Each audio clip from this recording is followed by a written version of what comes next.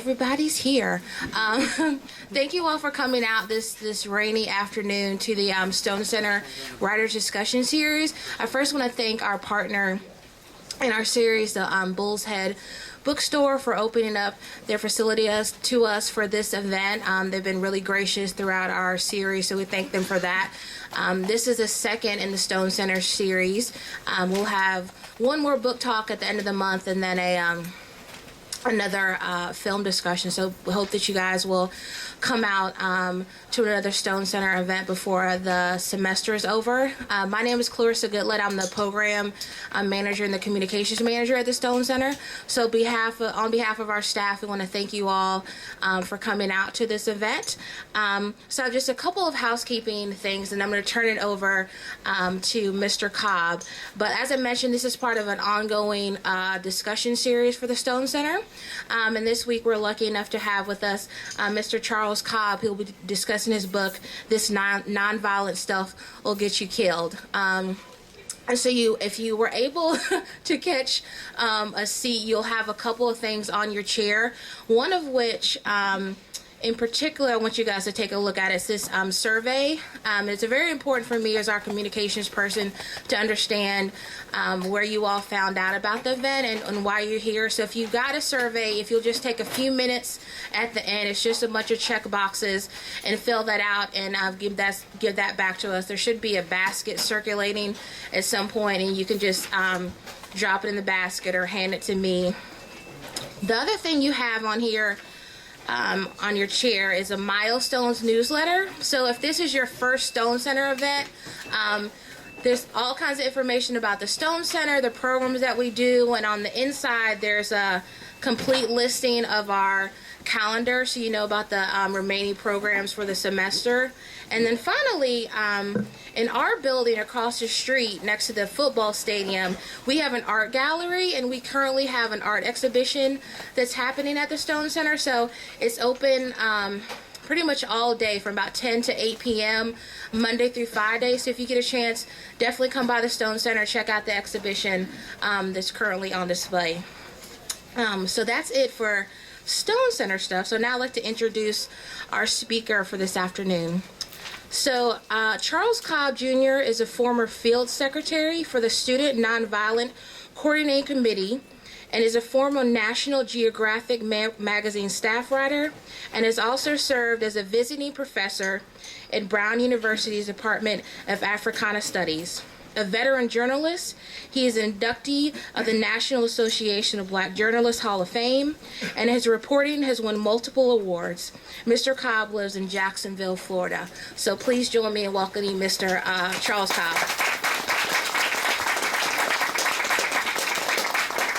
Get all my stuff out of the way. And thank you. You're welcome. And good afternoon, everybody, and thank you for coming out on a afternoon like this. I'm pleased at the crowd, of course. First, I'm going to want to do a couple of things over about 20 or so minutes.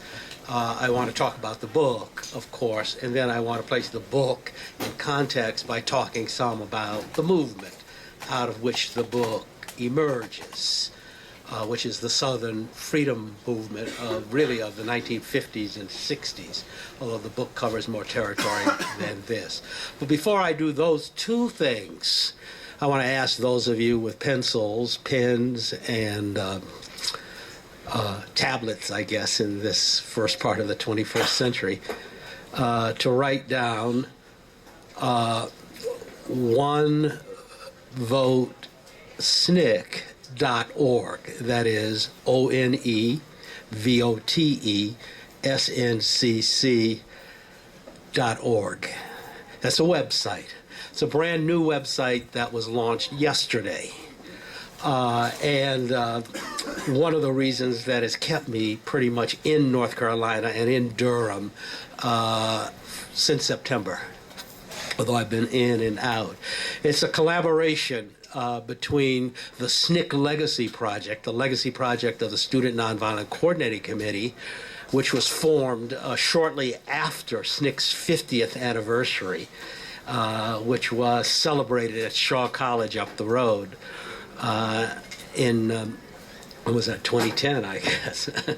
It's a collaboration between the SNCC Legacy Project, of which I am a board member, and Duke University.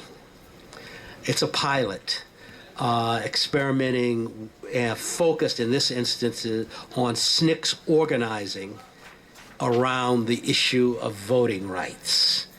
And we're thinking, hoping, and Duke has expressed interest in making this a larger project that will evolve over the next 4 to 5 years, looking at SNCC organizing and freedom struggle in the South. It's not the whole story of the movement, it's a SNCC story about the movement. It's a story about organizing. And the reason I'm telling you to write down that address and look at it, because there'll be much that's implied in what I cannot, in my speaking here this afternoon, that I cannot elaborate on because of reasons of time. The site will give you both audio, visual material from SNCC field secretaries and local people we work with. It contains 87 profiles of SNCC field secretaries and local people that we work with. It's a useful window into the organizing that I think drove struggle in the South. And I'll talk about some more about that in my remarks. And secondly, the site pilots, and I say this because I'm on yet another campus, Duke University of North Carolina. It pilots what it's possible for activists to do in collaboration with activist institutions.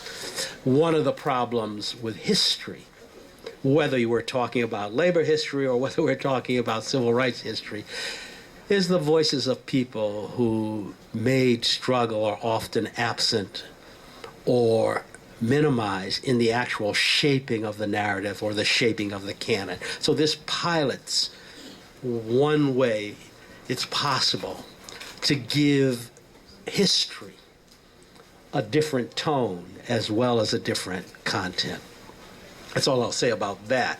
Now, like most writers of serious nonfiction, I'm of course pleased that this book, this nonviolent struggle will get you killed, how guns made the civil rights movement possible, as its subtitle, has triggered discussion and debate. And I understand the interest and surprise at the book's premise that the use of guns for self-defense in the nonviolent civil rights movement was necessary and vital to the movement.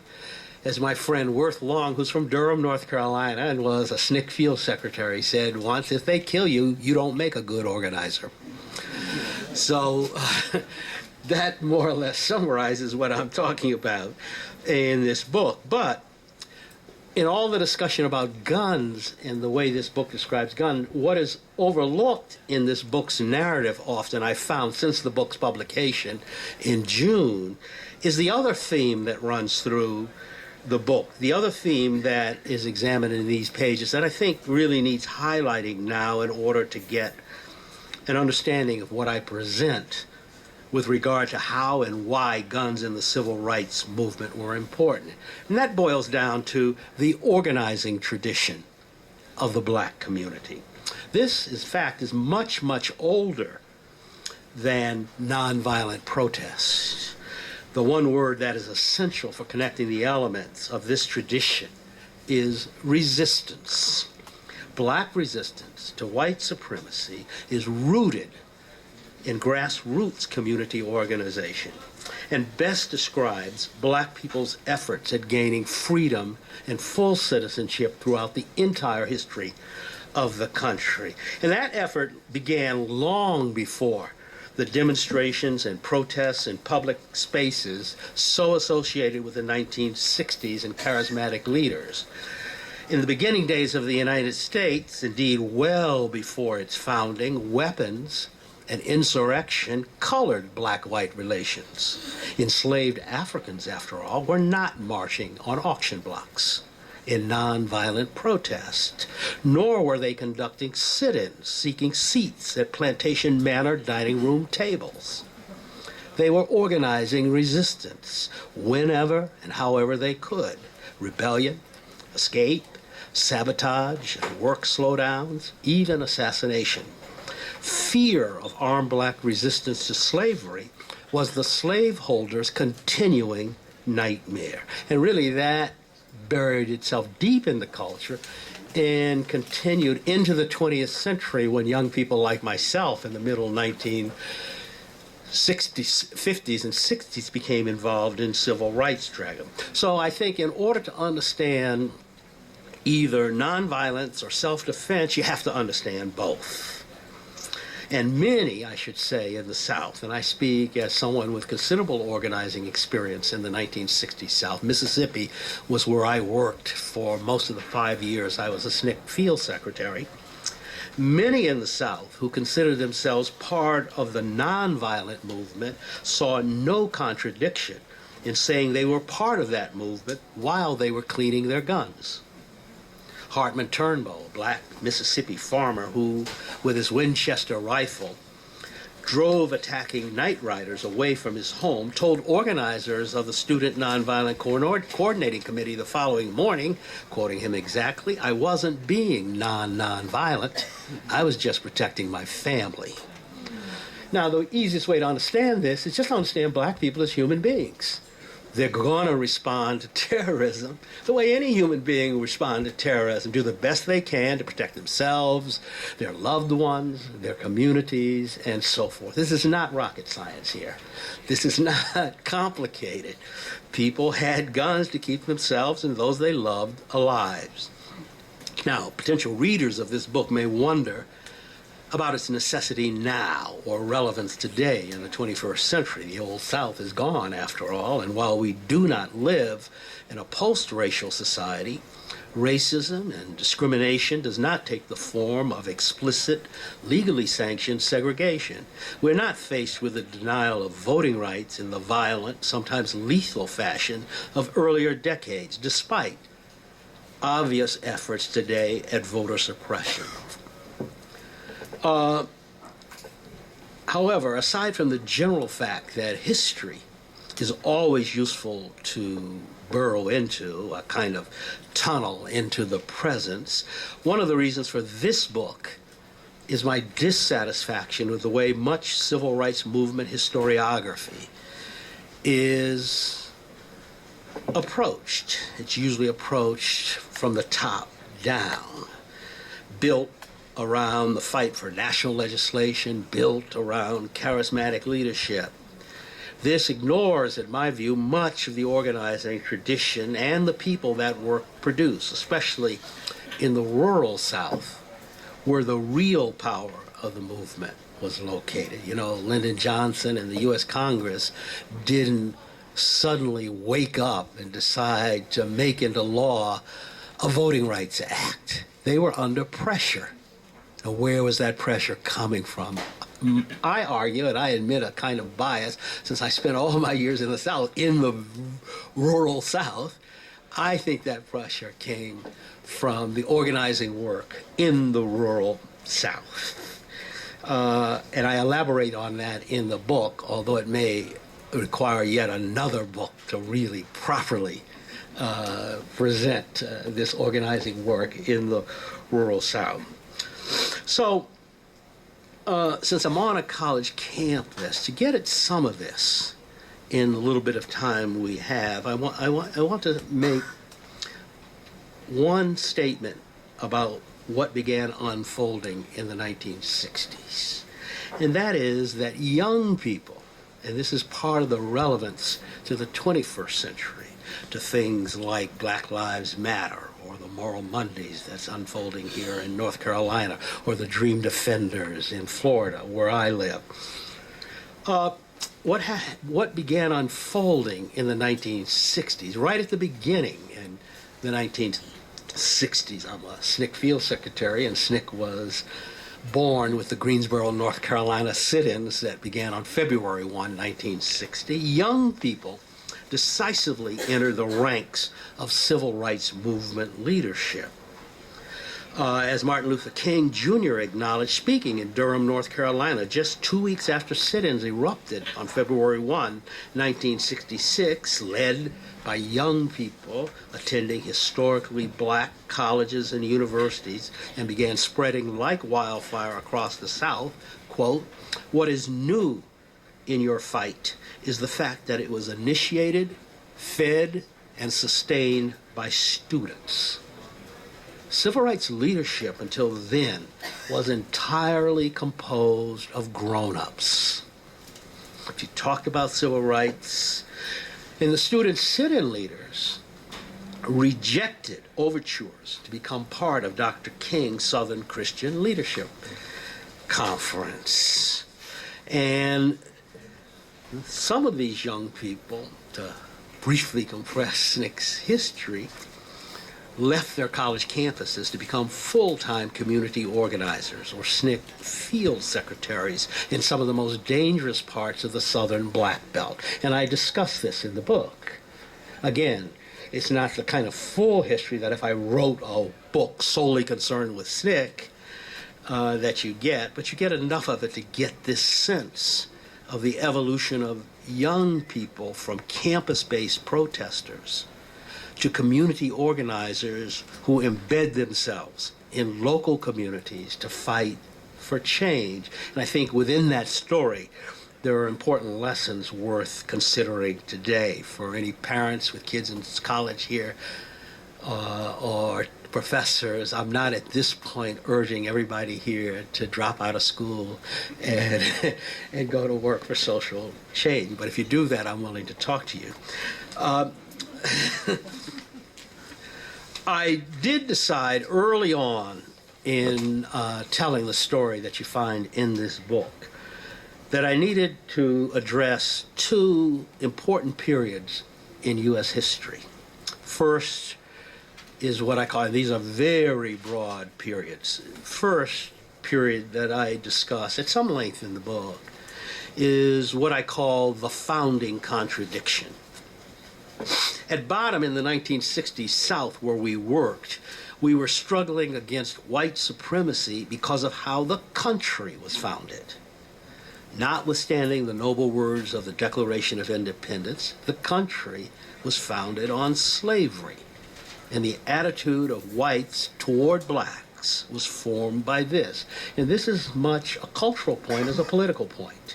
The laws changed. Slavery was abolished in 1863 and so forth. But the cultural point is the attitude remains burrowed and embedded deep in the culture of the country. And by taking readers, as I do in this book, from the Jamestown colony through the Civil War and the dismemberment. I'm fighting a cold, by the way, so you have to. I live in Florida where the weather is a little more civilized than it is up here. So I take readers from Jamestown colony through the Civil War and the dismemberment of Reconstruction. And I try to provide a sense of how deep anti-black prejudice that even ignored and excused terrorism lies in American life and culture. Secondly, I think, and elaborate on it some length in the book, that the aftermaths of World Wars I and World War II changed the climate of black communities in the South, especially the aftermath of World War II. A whole set of new leaders on whose shoulders we stood in the 1960s emerged from the black soldiers who fought in those wars. Far less willing to submit to white supremacy, they, more than any single group, made it possible for us to organize. And in this book, I both salute them and express what I consider our debt to them. You know, when I think of certainly the men, I don't mean to exclude women, and I don't in the book, but with respect to World War II, when I think of the men on whose shoulders we stood, the men who kept us alive, the men who taught us how to move in extremely dangerous places, they almost always were World War II veterans. Amzie Moore put SNCC, put voting rights on SNCC's table. We weren't thinking about it. We were protesters. We were engaged in direct action against lunch counter and restaurant segregation. Voter registration was not in our mind until AMSI came to SNCC's second conference in October 1960 and put voter registration. AMSI recognized in young people energy that he wanted to use for what he wanted to accomplish. And he wanted to make this short. Oh, thank you very much. You all will have to excuse me if I put this napkin from time to time to my face. He wanted black power. And Anthony's view was, we have the numbers. The question is, can we get these numbers in a position where they can actually exercise some power so that we can get rid of, and I've had many conversations with AMSI about this, get rid of these sheriffs, get rid of these county boards of supervisors, get rid of these town councils, get rid of these mayors. That's what AMSI wanted, and he looked at us and said, and there's the energy that I can use. And a lot of this book talks about how these guys, and AMSI was 49 years old when he came to SNCC's second conference. These guys were the age of our parents and our grandparents. And I spend some time in the book talking about them. Now, guns are all wrapped into this. Guys like AMSI. AMSI kept, if you stayed with AMSI, he came into your bedroom. He had a 3-bedroom house up in the Delta of Mississippi, and he came in your belly, he took out a .45 and put it on the night table next to you. He sat in the bay window of his house with his rifles because he was certain. AMSI owned a gas station, and it had a cafe next with it, and he refused to segregate either the cafe or the restrooms of the cafe. So he was certain night riders were going to attack him on any given night. So he had floodlights that washed across his backyard every night. And when he had people like me in the house, in addition to putting the .45 on the night table, he sat in the bay window of his living room keeping watch, because he saw part of his job, aside from teaching Charlie Cobb, who was 19 years old when he met AMSI Moore. He felt part of his mission was also to keep Charlie Cobb alive. And that's the way all these guys were, the ones that formed the Deacons for Defense and Justice in Louisiana to protect the Corps workers, the ones that formed an unnamed group in Tuscaloosa, Alabama to protect Martin Luther King's organization, or Robert Williams right here in North Carolina, Monroe, North Carolina. Now, I could go on and on about that just here, but I want to make a big leap to today because the surge of activism by young people today, here I'm thinking of the Black Lives Matters group and the Moral Mondays, which essentially are groups of young people, whatever role grown-ups are playing in them. They essentially reflect a surge of activism on the part of young people. So their activism, the activism today, pushes forward the question of organizing. The work in the South, described in this book, gained the right to vote for disenfranchised black people. But there's still an organizing mission to be done. And even around voting, even absent the kind of violence, say, that a Mrs. Fannie Lou Hamer faced in Sunflower County, Mississippi, or Mama Dolly Raines, a name you won't know, in Lee County, Georgia, and any number of people I could name, even absent the kind of violence that confronted them when they tried to register to vote, let alone cast a ballot and actually vote.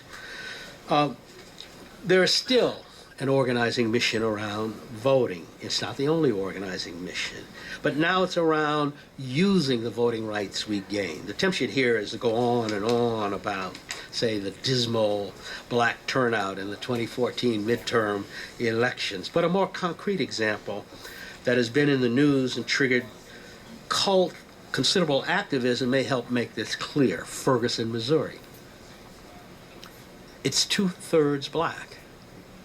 And unlike Sunflower County, Mississippi, which was also two-thirds black when SNCC began working there for voting rights in 1962, neither violence nor economic reprisal prevents potential black voters from registering to vote and voting. Yet, in the 2013 municipal election, only 6% of eligible black voters voted. Thus, the 5-person city council only has 1 black member. And the 53-person police force has just 3 black officers in its ranks. And we're not talking about people who had to face the Ku Klux Klan in order to try and register or vote. So that suggests to me there's an organizing mission to be done down on the ground in because Ferguson's not alone in this. And I'm sure you all know better than me the places in North Carolina that reflect the same kind of failure. In many ways, these are more complicated times than the period discussed in this book.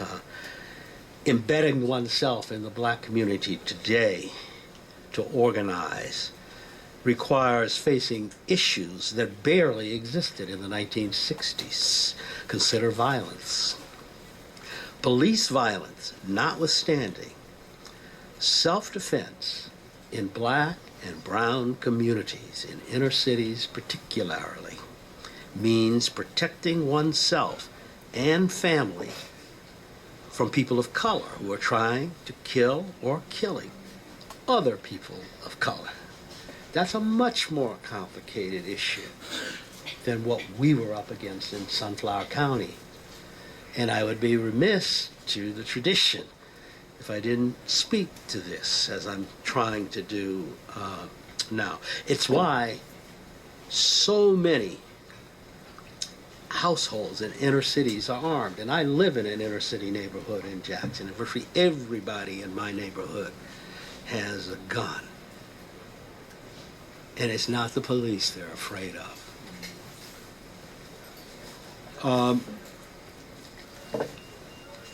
It is noticeable and posed as a challenge in this book, the one I've written, in the epilogue and afterwards where I pose this challenge, that while nonviolent tactics were demonstrably successful in the South, nonviolence has almost completely disappeared from contemporary language of struggle.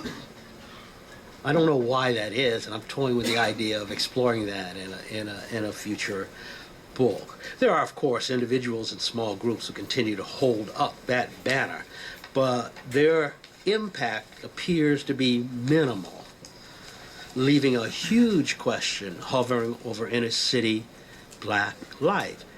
How do you embed yourself and organize to take on this mission? That's the question for your generation. That's the question that looms over your future, not mine.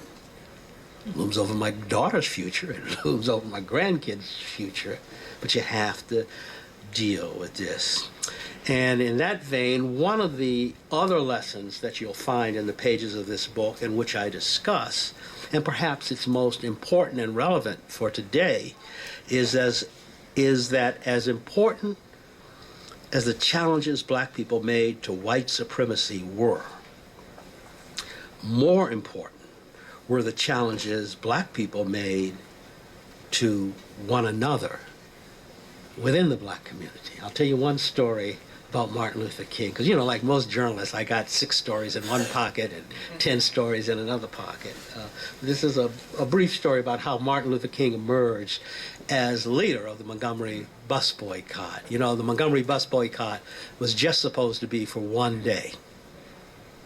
And the boycott was so successful that at the end of the day, the ministers and some other people met in Martin Luther King's church, Dexter Avenue Baptist Church, to discuss continuing the boycott until the city gave in and desegregated the buses. And most of the ministers participating in that meeting were frightened, didn't want to do it. And they were coming up with excuses. to why they couldn't do it, or maybe we should form a delegation and have a discussion with the mayor or the city council or the bus companies. And finally, the real leader of Montgomery, a man named E.D. Nixon, one of A. Philip Randolph's people in the Brotherhood of Sleeping Car Porters, the largest black union in the country, stood up. And he looked at these ministers in Martin King's church and said, according to, I got this story from a woman who's passed away now, but she was 95, but she was telling me the story, Johnny Carr, one of the leaders of the Montgomery bus boycott. Johnny Carr said, E.D. Nixon stood up and looked at these ministers and said, and I'm quoting her, "You preachers been eating these women's fried chicken long enough. Now it's time to get up off your behind and do something for them." Because, you know, the women were the ones riding the bus from one side of town to the other. They were the maids and the cooks and so forth. Then he goes on to accuse them of being coward. And it's that point that a then 26-year-old Martin Luther King stood up and said, again, according to Johnny Carr, "I am not a coward." And these embarrassed ministers continued to meet and formed that night, formed the Montgomery Improvement Association, which was later ratified at a meeting at the Hope Street Baptist Church. And they made Martin Luther King the head of it. And this was Martin Luther King's first step into leadership as a 26-year-old in Montgomery, Alabama. So how do we understand that story? You understand that story as an example of the challenges that black people made to one another that shaped Southern struggle for civil rights and full citizenship. I could go on and on. I think on that note, I'd like to stop and take questions about anything, guns. Well, I should say this about the book. I get it because I get asked this question so often. I'm frequently asked, well, where did the title come from? This nonviolent stuff will get you killed. Comes from a legendary figure in Mississippi's movement, a man named Hartman Turnbull, a small farmer, a local NAACP leader who took in the SNCC people. And in 1964, he met Martin Luther King. And after the courtesies of introduction, he looked at Reverend King, because Mr. Turnbull was never known to bite his tongue or be without his pistols. Mr. Turnbull, after the courtesies of introduction, looked at Martin Luther King and said, "Well, Reverend King, this nonviolent stuff ain't no good. It'll get you killed." And he was correct. I just felt that the full sentence was too long for a book title. So I condensed it to "This nonviolent stuff will get you killed." But standing here, I have to give Mr. Turnbull his props and also use it by way of illustrating the kind of influence these people. I mean, Mr. Turnbull was in his 50s when he came over to Greenwood and said, "I need some of y'all to come to Holmes County," which was the next county over, and took us in his farmhouse and protected us and really taught us at a whole level that we weren't getting from Howard University or Morehouse College or Spelman College or North Carolina Central. That being said, I welcome any questions you might have about the book or otherwise. Thank you.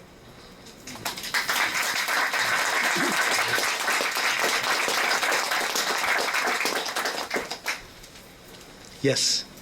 Have you received pushback from nonviolence practitioners from back in the day who say you're shedding the illusion that is necessary to kind of perpetuate the idea? No, because a lot of them will say, "Well, there's Charlie. It's his book." So we got no surprises in the where he's coming. So no, there have not been, for instance, any formal rebuttals in writing or in radio commentaries about this, partly because I'm more mainstream on this issue than are people who really devoutly believe in nonviolence as a way of life, like, say, Diane Nash, who was key to the Nashville movement, or John Lewis, or Jim Lawson, who managed a lot of of people in SNCC who philosophically committed. I mean, right from the start, most of us were willing to use nonviolence as a tactic in cities, which is where we were sitting in, partly because that's where the campuses of the colleges were, and partly because if you're going to sit in, you almost have to do it in cities. Little places like Ruleville, where I worked in Sunflower County, had 1,100 people. There was absolutely no place to sit in except perhaps the Ku Klux Klan gas station, and we weren't interested in doing that. And in cities, as a tactic, I mean, you look at these students, and they've got jackets and ties, or they're carrying handbags, and all they're doing is sitting in at the Woolworth lunch counter trying to get a Coca-Cola or something. How could you not be sympathetic to them? And they weren't. They're surrounded by these howling mobs. So if your objective is to win national support for desegregation. Remember, the movement was driven by ideas about what it wanted to accomplish. Nothing was done just in the abstract. Nonviolent sit-ins made sense, you know. The second part is that when it comes to violence and nonviolent sit-ins, the violence was always directed at you. You know, you sat in at a Woolworth, or you sat in someplace, and some mob or some individual attacks you, and you have made the choice to sit there and take that. You didn't have to make that choice. You could say, as many of my classmates did, "No, I'm sorry, Charlie, I'm just not going to do that."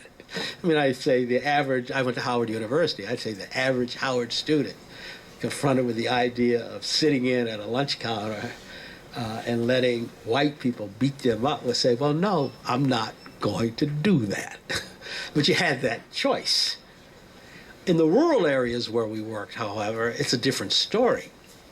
Even if you brought 3 people to try and register to vote, as John Hardy did in Walthall County, the reprisal was not directed just at you, the field secretary. It was directed at the entire community.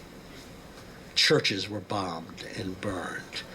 You know, there was general reprisals in the entire community. That's a different proposition. It confronts the field secretary with a dilemma, because you're faced with then, what are your obligations to people who get hurt or even killed because they're responding? No, that's not me. Who are killed, get hurt or killed because they are responding to something you urge them to do. They're not in the same situation I'm in. I can make the decision, yes, I will sit in, or no, I won't sit in. But in Ruleville, Mississippi, where I first worked, when the night riders came through, 2 girls were wounded. Not because they were involved in the voter registration effort, but because they had stopped by their grandparents' house to say hello and goodbye before continuing on to college. And they happened to be standing in front of the window at the wrong time. So when the bullets came through the window, they were the ones who got wounded, one of them quite seriously. So that poses a different kind of dilemma. And whether you are committed to nonviolence or not, most people in the movement understood these kinds of distinctions. They understood. If John Lewis was here this afternoon, I mean, John is philosophically committed to nonviolence, but John could talk about how he understands that local people in these communities with their Winchesters and their shotguns and their 45s and their 38s were not going to change their mind because you were talking something about the philosophy of Gandhi or Jesus. John understands that. And he understood that most of his classmates were where those people were and not where he was. I tell people all the time, the reason I don't subscribe to nonviolence as a way of life is because I just don't have the courage to live like that. Yes? I wonder what you think about the depiction of John Lewis and James Farmer in Selma? Yep. It seems as though... Well, I it's not much a depiction of either person, firstly. The depiction of Jim Foreman is worse. I mean, Jim is, even though there's not very much of Jim in the picture, Jim was the executive secretary of SNCC. I mean, one, he was older than the person playing. Jim was older than Martin Luther King. Not only is Jim just wasn't in any level like that person. I think they were nearer to John as they were nearer to Martin King. My criticism of the picture, I don't have a big criticism of the picture because I recognized it as a Hollywood film. So I start out with low expectations. It's a Hollywood film. It's not a documentary. And I could point out, if I was doing a proper film review, all of the inaccuracies in that film, including the murder that triggered the march, which didn't happen in Selma, but happened in Marion, Alabama. And what Bevel, who really initiated the idea of the march, wanted to do was not just march to Selma, he wanted to march with the body of Jimmy Lee Jackson from Marion, Alabama to Montgomery, Alabama, and leave the body on the steps of the state capitol. That was Bevel's idea. There was a lot of back and forth on this that I'm hesitant to use the word reduced, but resulted in the march becoming a march from Selma to Montgomery. But those kinds of, this is Hollywood. I mean, what can you expect? I mean, go look at that old 1940s film on Thomas Edison and then read about Thomas Edison. It bears no relationship to the man, or Henry Fonda's portrayal of Abraham Lincoln. What is it, Young Abe, Young Lincoln? Again, it bears no relationship to the history. And so you can't come to a Hollywood film on history expecting much. And that was sort of, I found the film works very well, interestingly enough, with young people. By young people, I mean middle school and high school students, in the sense that it gives them a sense of protest and struggle, and it opens up a way to have a conversation with them about marching and protesting. And I think that's valuable. I'm the old organizer. You start on the ground with where people are. And if they're at Selma, the Hollywood film, I'm willing to start on the ground with them about it. Yes, sir. Yes, sir. My name is Elwood Johnson. I received my Air Force commission here in 1975. So I just want to thank you for your depiction of the military individuals in there. I read about, about these. I was commissioned, like I said, in 75. I received my last rank by one of the Tuskegee Airmen, who briefed me in on a lot of what was going on there as far as the civil rights movement. So I want to thank you about how you depicted, talked about Robert Williams. That set things in perspective for me. So I just want to thank you for how you depicted the military veterans in that. Well, thank you. No serious discussion of the 1960s movement can ignore the veterans of World War II.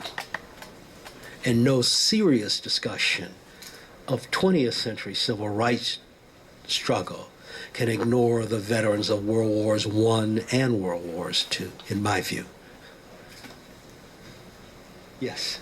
Hi, I'm interested in hearing you talk a little bit about the relationship between Southern black women and guns during this time period as well. There really is no difference between, you could say the Deacons for Defense and Justice in Louisiana were all male, although I was told that there was some discussion of forming a women's auxiliary. And it didn't go anywhere for whatever reasons. I didn't probe it too deeply.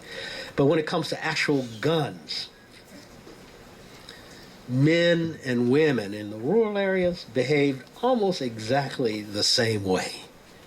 So Mrs. Fannie Lou Hamer says, as she told us, I keep 4 shotguns in my bedroom, in every corner of my bedroom. And the first cracker tries to throw some dynamite on my porch, won't write his mama again.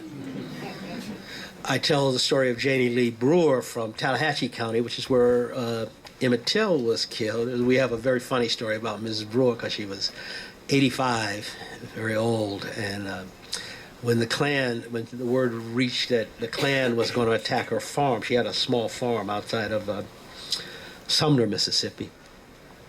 She sent her sons and grandsons out into the fields with her rifle, and then she began to make Molotov cocktails in the kitchen sink with Margaret Block, who was a SNCC field secretary from Cleveland, Mississippi, working that county. And Margaret says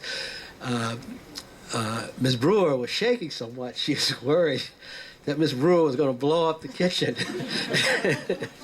because she was old and everybody would think the Klan did it when it was actually Miss Brewer making Molotov cocktails in the kitchen sink. There are lots of stories about women.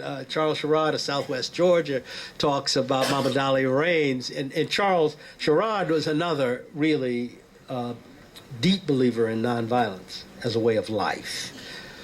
He said it was God's way of fighting evil.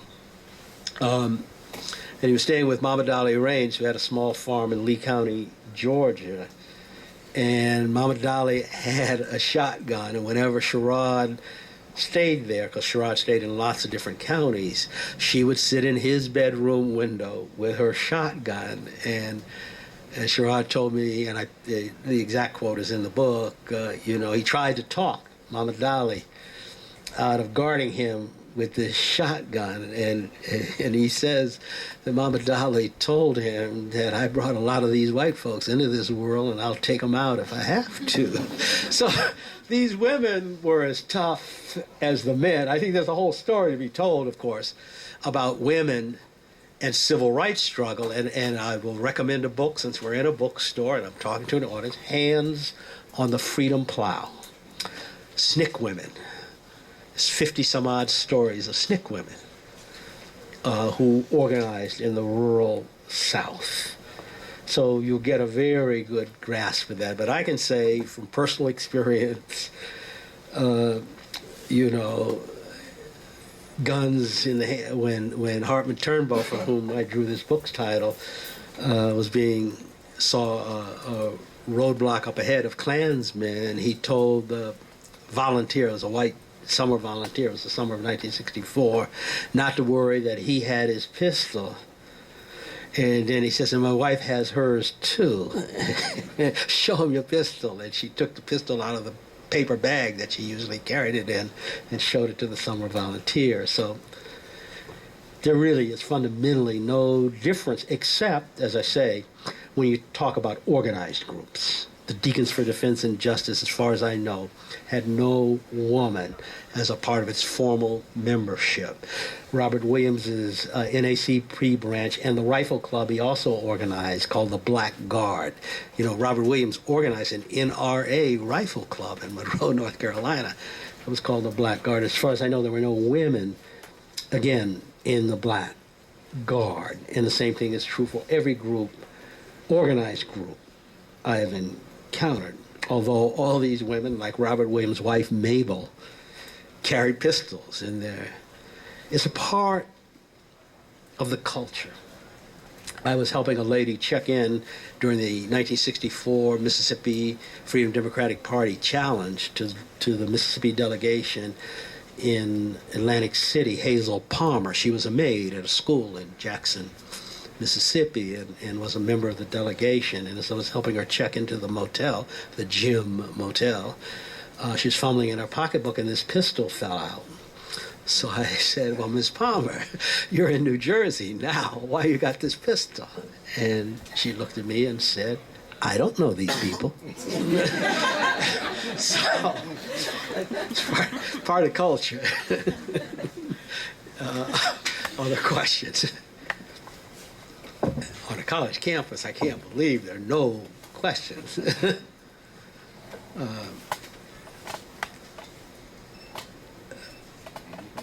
None? Well, can somebody tell me is there any, what's the idea that, and here I'm directing this question to the students here as opposed to older people who are here. What is your attitude? Can somebody say what your attitude is about how nonviolence worked in the South in those days? Do you have a sense that it was a foolish proposition, or a non-viable proposition, or something that was useful?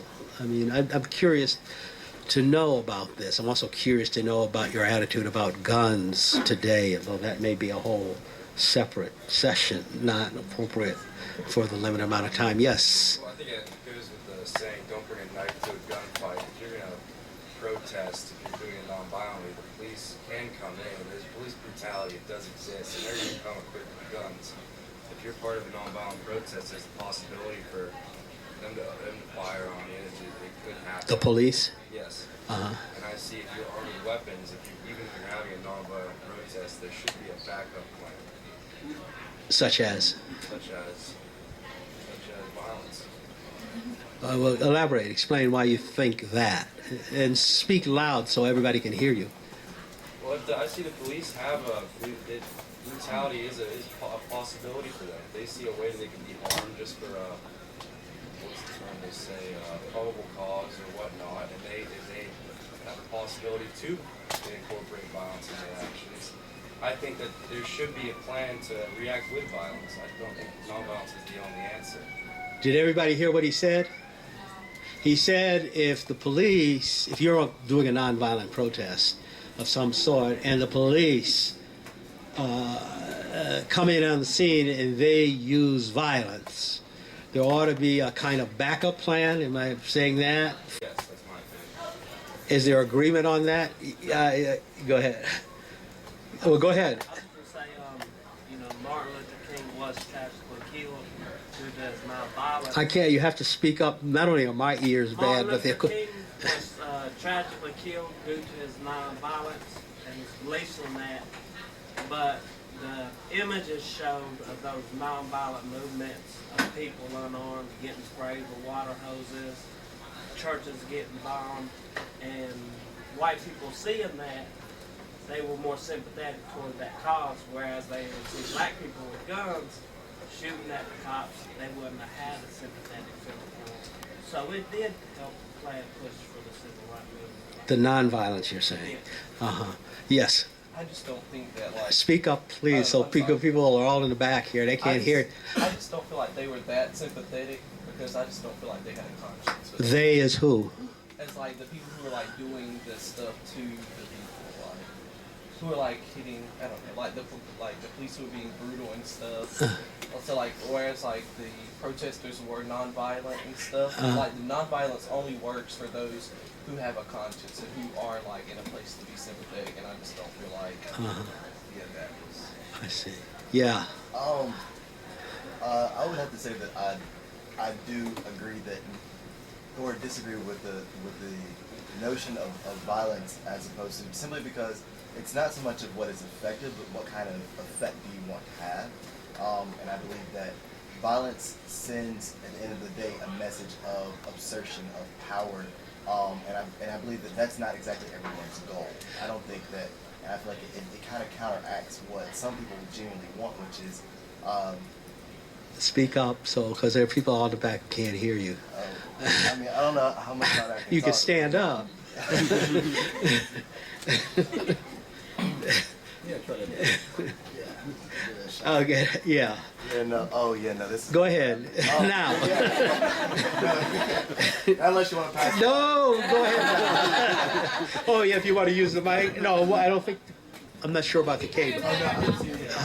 You can hear you enough. Okay, go ahead now. So yeah, that's just kind of like my overall overarching thing. Is just that, I don't know if y'all heard the beginning, but just like, I believe that violence at the end of the day sends a different kind of message than most people would like to convey. I do believe that it is effective, and since it, and I enjoyed listening to what you say, but at the end of the day, it sends a message of assertion of power to me, and that's not something that I feel like most people, especially living in the society that we are in today, it's not something that most people want to promote, and it's not the end to me that we really, really want to pursue.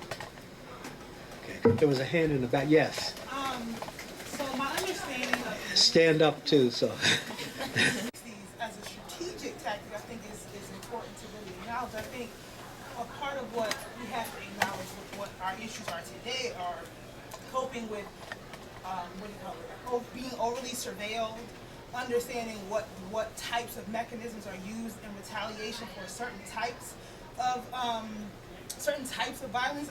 Although I principally I'm with you. I don't actually principally believe philosophically in nonviolence as a position across the board. I think that it has a place strategically and tactically, but I think that we have to always sort of weigh we have to weigh the scales to understand that. But I think that what is important about understanding the role that guns could potentially play in protests today is understanding all of the different avenues in which you're targeted, and the different avenues that are available to us to actually escape when we actually do participate in certain types of activities today. So I think that that's probably the thing that qualitatively makes it a more difficult strategy, but to me not a less necessary strategy, but just a more difficult strategy to enact to where we are.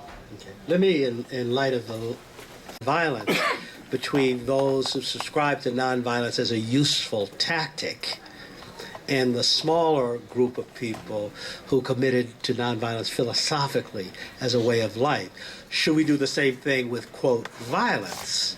There is aggressive violence. Medgar Evers and his brother Charles, at one point after they got out of the army, contemplated forming a Mau Mau-like organization, Charles says, because they were following the Mau Mau insurrection in Kenya. And the way Charles puts it, he says, we would have a group, and every time some white sheriff or somebody did something, killed a black person, their group would go and assassinate a bad white guy. That's an aggressive form. And they abandoned the idea. Medgar wasn't very enthusiastic about it. So as Charles put it, we made some Mau Mau talks and bought a few bullets, but never did anything more than that. So should we make a distinction also with violence between that kind of aggressive guerrilla, the Revolutionary Action Movement that was born in Philadelphia, came to Mississippi. I remember when Max Stanford and Roland Snellings came down to Mississippi, and they wanted us to organize guerrilla warfare in Mississippi, and self-defensive violence. You're certainly using a gun to fend off night marauders is a violent act, but should we make a distinction between the two? And then there's another complicating factor in terms of what you said. To what degree do practical considerations come into play? It's one thing if I take a Winchester or take a group of people and raid a Ku Klux Klan rally that's planning to attack the black community. It is quite another thing, don't you think, to attack the police with weapons.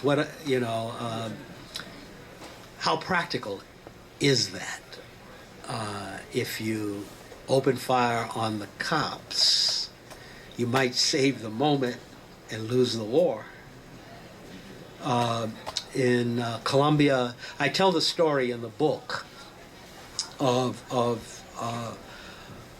a major instance of black self-defense violence in Columbia, Tennessee, which is just a few miles away from the Ku Klux Klan, where the Ku Klux Klan was born. A mother and her son got in an argument with a department store clerk over fixing a radio. And that argument led to a fist fight out in front of the store. What had happened was the clerk hit the son, who was a Navy veteran. This is in 1946, in the back of the head, but he didn't know the Navy veteran had been a welterweight boxing champion in the Navy, and he spun around and knocked the guy who hit him through the plate glass window. And then some white people across the street saw this, and they came in a whole big melee in front of this store, which resulted in the mother and son getting arrested and eventually getting released. I tell it more elaborately in the book. But then whites decided they wanted to raid the black community, the business section of the black community, and blacks got word of it, and a lot of them were World War II veterans, so they got up on the roof with their rifles, and when the police came into the community, followed by the mob, opened fire on them. wounding all of the town's policemen. The town only had 5 policemen, and they were in 2 cars, and they wounded all of the policemen and some of the mob. The result of that was then that the police chief calls the governor, and then the National Guard comes into the community and wreaks havoc, arresting several hundred, killing 2 people, vandalizing every black business they entered. This question of, and what it raises, of course, is the question of practicality when it comes to directing violence at official authority. And you have to, I'm wondering to what degree, in terms of what you pose, you'd thought of that, and to what degree other people who have commented have thought about the practicality of using weapons. It's one thing if I'm using a weapon to defend my house. It's another thing if I say, I don't like the way these people at the Woolworths are treating these black students, and I walk in and shoot both the police who are refusing to protect the protesters and maybe the store manager as well. I put that out for you all too. I want to make the point, and one of the points I make in the book is that Southern people in rural communities anyway are very practical about when they use their guns and when they don't. That's one of the lessons that was learned during the destruction of Reconstruction, when the Union Leagues in particular, but blacks who used weapons had to defend themselves against an increasingly powerful array of white power, violent white power. I tell several stories about that. Some, yes. This doesn't exactly flow, but it's when I grew up in the northeastern North Carolina, Elizabeth City, and I was about, I can't figure out exactly when this happened, but I was about 10 or 11 years old, and I was in the dentist's office. So I figured it happened, and the what was Elizabeth City State Teachers College had a big march, and and I was in the top, his office was facing this tallest building in town, and during the march they prayed, and what my dentist said was, was I wish I had my shotgun because I'd kill all those. Yeah, and I don't know. That was this.